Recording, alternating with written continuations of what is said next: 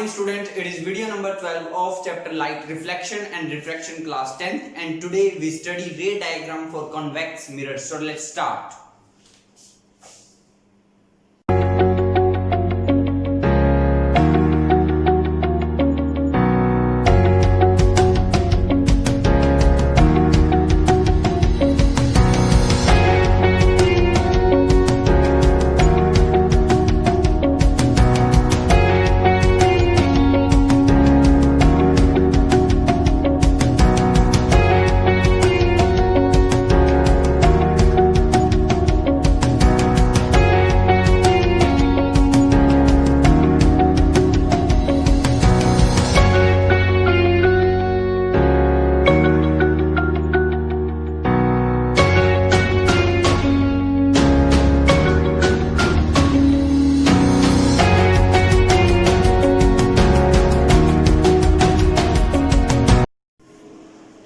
तो चलिए हम स्टार्ट करते हैं आज का टॉपिक रे डायग्राम्स फॉर कॉन्वेक्स मिरर।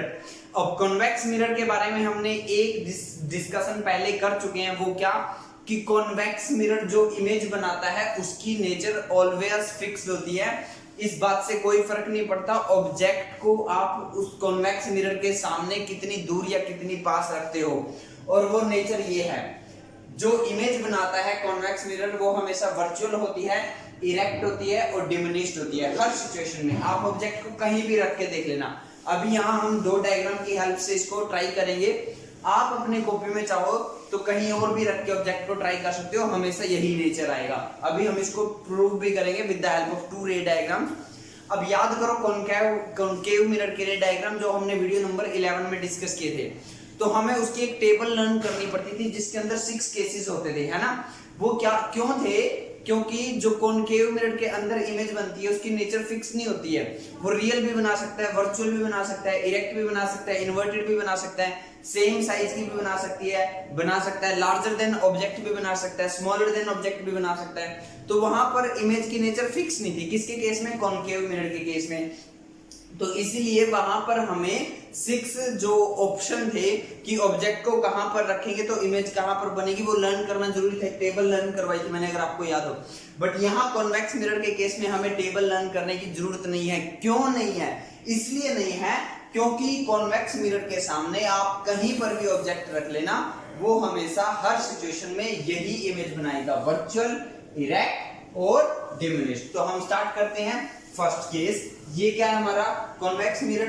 कैसे पता लगा? इसका जो इनर सरफेस है वो पॉलिश्ड है, उस पर पॉलिश है, पेंट है, और जो बाहर का सरफेस है वो रिफ्लेक्टिंग है। Is it clear? ये जो मैंने ब्लू कलर से बनाया ये क्या है? प्रिंसिपल एक्सिस, मेन एक्सिस जिसको हम बोल सकते हैं। अब हम रेज लेके आते हैं। पहला हम केस ले लेते हैं, ठीक है। यहां मैं फर्स्ट केस का नाम लिख देता हूं, ऑब्जेक्ट एट इंफिनिटी। ऑब्जेक्ट जो है वो इंफिनिटी पे है। इंफिनिटी समझते हो? बहुत ज्यादा दूर है। तो जब ऑब्जेक्ट बहुत ज्यादा दूर होगा तो जिससे रे चल के आएगी वो एक दूसरे के पैरेलल होंगी। तो ये रेज चल के आई और ये parallel to the principal axis आई और यहाँ पर आकर स्ट्राइक होगी। तो ये रे बन गई, एरो लगते ही ये रे बन गई। जब ये यहाँ से स्ट्राइक हुई तो ये यहाँ चली जाएगी ऐसे। बात समझ नहीं आपको? ऐसे जाएगी ना, क्योंकि ये डाइवर्जिंग मिरर होता है, रेज को फैला देता है। अब एक बात और बताओ आप मेरे को, ये क्या होता था पॉइंट P, यहाँ इसका पॉइंट क्या होगा F, और यहाँ से किसका पॉइंट क्या होगा C।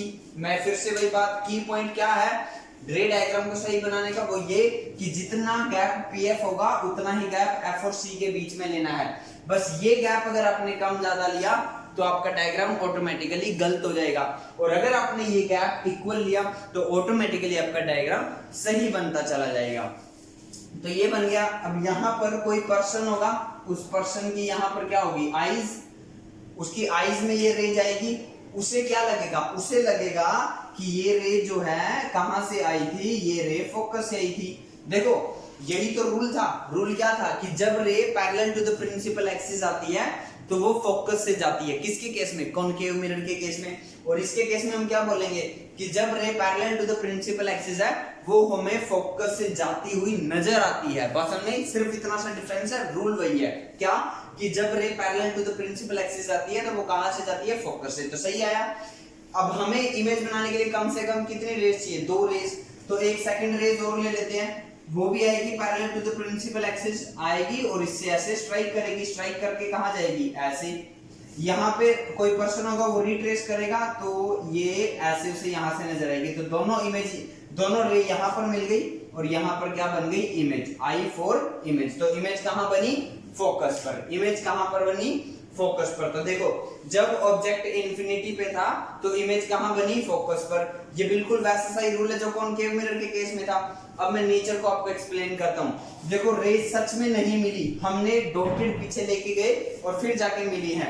और जब ऐसा केस आता, मैंने आपको बताया था वो इमेज क्या होती थी, वर्चुअल। देखो है वर्चुअल, बोलो वर्चुअल है ना। कैसे पता लगा, देखो बहुत सारे ऑप्शन मैं आपको बताता हूँ कैसे। ये रे सच में नहीं मिली, देखो ये रे ऐसे चलेगी, ये रे ऐसे चलेगी, अब इनके बीच का तो गैप बढ़ता चला जा रहा है, ये तो कभी नहीं मिलेगी। हमें इसलिए इनको पीछे मिलाना पड़ा, मजबूरी में पीछे की तरफ हम इनको रिट्रेस करना पड़ा। तो ये डॉटेड से आपको पता चलेगा कि इमेज क्या है, वर्चुअल। अब एक बात और बताओ, दूसरा तरीका अगर आपको ये नहीं समझ में आया, इस मिरर का ये क्या है लेफ्ट हैंड साइड, ये क्या है राइट हैंड साइड, ये कहें इस मिरर का ये क्या है फ्रंट और ये क्या है बैक। तो इमेज कहां बनी है, बैक साइड में। और जो इमेज बैक साइड में बनती है वो कैसी होती है, वर्चुअल। तो दो तरीके हैं, आपको पता लग गए। अब वर्चुअल इमेज हर कंडीशन में इरेक्ट होती है, मैंने आपको बताया था। वर्चुअल इमेज हर कंडीशन में इरेक्ट होती है, सीधी होती है। इरेक्ट का मतलब सीधी, तो ये इमेज सीधी है। नेक्स्ट डिमिनिश्ड है। अब देखो ऑब्जेक्ट कितना बड़ा होगा, बहुत बड़ा, इंफिनिटी पे, जैसे सन, ठीक है। और हमें इमेज कैसे नजर आएगी, डॉट। तो डिमिनिश्ड हुआ ना, बहुत छोटी इमेज। तो ये डायग्राम था आपका, ये आपको आई थिंक समझ में आ गया होगा। नेक्स्ट हम एक केस और लेते हैं। अब ऑब्जेक्ट इंफिनिटी पे नहीं है, इंफिनिटी से थोड़ा पास में आ गया है, अभी भी बहुत दूर है लेकिन इंफिनिटी जितना दूर नहीं है, थोड़ा पास में है। तो अब जब ऑब्जेक्ट पास में आ गया तो मान लेते हैं, देखो हम ये कर लेते हैं, यहाँ पर ये रखा है ऑब्जेक्ट और ऑब्जेक्ट का नाम दे दिया ए बी। अब आप एक बात ध्यान से रखना, याद ए नीचे है और बी ऊपर है। तो अब इससे रे गई, एक रे गई parallel to the principal axis. जो ray parallel to the principal axis गई वो कैसे जाएगी, ऐसे। समझ में आएगा, ठीक है। अब एक डिसाइड कर लेते हैं, ये क्या है इसका पोल, यहां से किसका क्या होगा एफ और यहां से किसका क्या होगा सी। अब ये रे जो यहां से गई वो हमें कैसा लगेगा, वो हमें लगेगा कि कहां से गई है, वो हमें लगेगा कि ये फोकस से गई है। बात समझ गई। एक रे हम और निकालते हैं और वो निकालते हैं हम सेंटर ऑफ कर्वेचर से। किससे निकालते हैं, सेंटर ऑफ कर्वेचर से। तो ये गई सेंटर ऑफ कर्वेचर से। अब बताओ मेरे को क्या होगा, जो सेंटर ऑफ कर्वेचर से रे जाती है, जो रे सेंटर ऑफ कर्वेचर से जाती है उसके पाथ में कोई चेंज नहीं होता है, वो अनडेविएटेड वापस उसी रास्ते पर आ जाती है। यही रूल हमने पढ़ा था। तो ये यहां से गई और यहीं पर वापस आ गई, उसी पाथ पर वापस आ गई। चार रूल थे ना, क्या थे, जब ray parallel to the principal axis आती है तो फोकस से जाती है, जब वो फोकस से आती है तो पैरेलल टू प्रिंसिपल एक्सिस जाती है, जब वो सेंटर ऑफ कर्वेचर से पास होती है तो उसके पाथ में कोई चेंज नहीं होता, वो वापस उसी रास्ते पर आती है। और जब वो पोल से स्ट्राइक करती है तो वो लॉ ऑफ रिफ्लेक्शन को फॉलो करती है। तो इनमें हमने दो रूल लगाए, जो ray parallel to the principal axis आई वो ऐसे डाइवर्ज होगी और हमें लगा फोकस से गई, और दूसरी रे हमने निकाली सेंटर ऑफ कर्वेचर से और वो उसी रास्ते पर वापस आ गई। जहां ये दोनों रे आपस में मिली, कहां मिली, यहां पर। जहां ये दोनों रे आपस में मिली वहां क्या बन गई, इमेज। वहां क्या बन गई, इमेज। और ये इमेज का होगा ए और ये होगा इमेज का बी और ये होगा इमेज का साइज आई और ये होगा ऑब्जेक्ट का साइज ओ। बात समझ आई। हम चाहें तो इस ओ को एच भी लिख सकते हैं और हम चाहें तो आई को एच डैश भी लिख सकते हैं। ये नाम है, अब नाम तो अपनी मर्जी से रख सकते हैं ना हम सब, किसी का नाम राम है, किसी का नाम श्याम है, वो तो हमारी चॉइस है। तो कई बुक इसको आई लिख देते हैं, कई बुक इसको एच डैश भी लिख देते हैं। मीनिंग दोनों का एक है, साइज ऑफ ऑब्जेक्ट या हाइट ऑफ ऑब्जेक्ट, ठीक है। तो ये बात समझ आई आपको। अब ये रेंज क्या सच में मिली, नहीं मिली, ये पीछे की तरफ मिली, बैक साइड में मिली, तो इमेज क्या है, वर्चुअल। ऑब्जेक्ट देखो कैसा है, ए नीचे है बी ऊपर है, इमेज का भी ए नीचे है बी ऊपर है, मतलब जैसा ऑब्जेक्ट वैसी इमेज। इस इमेज को क्या कहते हैं, इरेक्ट। इरेक्ट मतलब सीधी इमेज। अगर मैं बी नीचे लिखता ए ऊपर लिखता तो वहां भी बी नीचे होता ए ऊपर होता, तो वो इमेज होती है इरेक्ट। और डिमिनिश तो आपको नजर आ रही होगी, छोटे साइज की नजर आ रही होगी।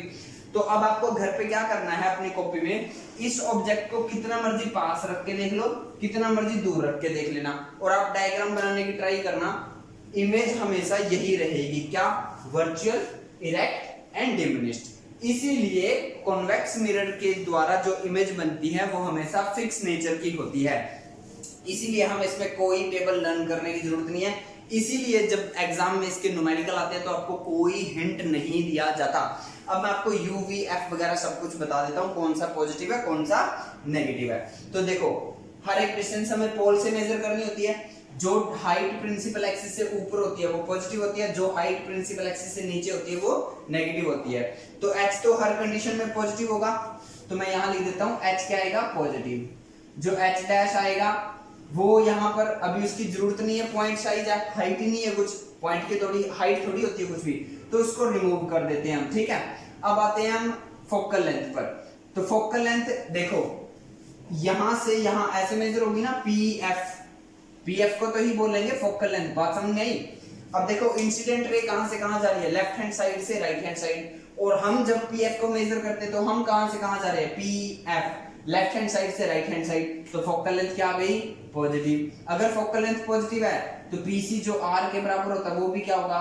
पॉजिटिव। बोलो समझ में बात? अब आता है यू। यू क्या होता है? Distance of object, distance of object. मैंने आपको बताया भी था, क्योंकि ऑब्जेक्ट हमेशा हमें लेफ्ट हैंड साइड में लेना है, चाहे वो कोई भी मिरर हो, चाहे वो कोई भी कन्वेक्स, चाहे वो कोई भी लेंस हो, हमें फिक्स कर रखा है, तो इसलिए यू क्या आ गया? नेगेटिव। क्योंकि देखो मान लो यहाँ ऑब्जेक्ट रखा हुआ तो उसकी डिस्टेंस क्या आएगी? P A. मान लो इस पॉइंट को नाम ए दे दूं, देखो तो पी ए क्या आएगा? पी ए आएगा यू, पी ए। मैं जा रहा हूं राइट हैंड साइड से left hand side, incident ray जा रही है लेफ्ट हैंड साइड से राइट हैंड साइड, तो नेगेटिव। अब इमेज की बात करें तो इमेज यहां पर बनी है, तो P I is equal to क्या होगा? Distance of image. Distance of image का सिंबल होता है वी, और वो क्या आएगा? पॉजिटिव। बात समझ में आई आपको? तो सिर्फ यहां पर वी पॉजिटिव होगा, ठीक है, और जो यू है वो नेगेटिव है। आप देख रहे हो तो इसमें सिर्फ u नेगेटिव लेना, बाकी सब पॉजिटिव लेने हैं। यहां पर देखो, यहां और अच्छे से समझ में आएगा क्योंकि यहां पर हाइट है। अब देखो ऑब्जेक्ट की जो हाइट है वो प्रिंसिपल एक्सिस से ऊपर है तो पॉजिटिव है, और जो इमेज की हाइट है वो भी प्रिंसिपल एक्सिस से ऊपर है तो वो भी पॉजिटिव है। h डैश भी पॉजिटिव, h भी पॉजिटिव, ये बात समझ में आई? अब आते हैं फोकल लेंथ पर। तो pf को बोलते हैं फोकल लेंथ। फोकल लेंथ क्या आएगी? पॉजिटिव, क्योंकि उस साइड मेजर करनी है। पीसी को बोलते हैं आर, वो भी क्या आएगी? पॉजिटिव। अब आते हैं पीए क्या होगी? पीए होगी डिस्टेंस ऑफ ऑब्जेक्ट, जिसका सिंबल होता है यू, वो क्या आएगा? नेगेटिव। और पीए डैश, इसका नाम दे देते हैं हम, ये गलत हो गया थोड़ा सा, पीए डैश और ए डैश बी डैश। पीए डैश क्या बन गया? पीए डैश बन गया इमेज, डिस्टेंस ऑफ इमेज, यानी कि v, और वो भी क्या आएगी? पॉजिटिव। बात समझ आई आपको? तो यहाँ आप क्या देख रहे हो? कॉन्वेक्स मिरर के केस में आपको हर एक क्वांटिटी पॉजिटिव लेनी है, सिर्फ और सिर्फ u को छोड़कर। और u तो मैंने आपको बताया ही है, क्या?